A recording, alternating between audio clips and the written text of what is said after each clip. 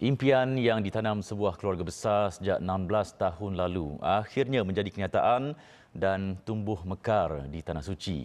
5 beradik bersama pasangan masing-masing dipilih menjadi tetamu Allah dan mencipta satu perjalanan penuh iman, kasih dan pengorbanan. Ikuti kisah mereka bersama wartawan Khadijah Faisal dan jurukamera Dailami Yaakob di Makkah Al-Mukarramah. Di bawah langit Makkah yang suci, dalam hembusan doa dan harapan, berkumpullah 10 jiwa bagi menyahut panggilan ilahi. Impian untuk menunaikan rukun Islam kelima yang digenggam sejak tahun 2009 menjadi simbolik kasih yang tidak pernah putus meskipun diuji dengan pelbagai asam garam kehidupan. Syukur pada Allah Subhanahu Wa Taala kerana kami semua dijemput oleh Allah Subhanahu Wa Taala. Tabung haji yang lumus untuk usaha saya untuk Allah untuk jemput saya ke Mekah ni.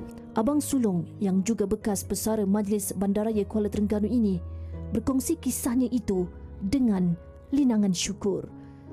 Sejak kehilangan ibu dan ayah ketika kecil, dia memikul amanah besar yang dititipkan arwah ibu dan ayahnya untuk menjaga adik-adiknya hingga ke akhir hayat. Saya diamanahkan oleh ayah saya untuk jaga keluarga ni. Saya tunailah insya-Allah.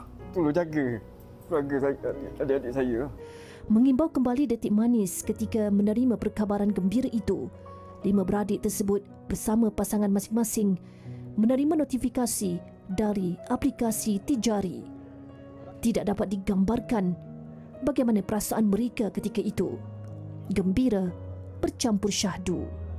Kini mereka bersujud, menadah tangan dan melontar segala rindu dan syukur di tanah haram, memohon agar ibadah diterima dan pulang ke tanah air dengan gelaran haji dan hajah yang mabrur.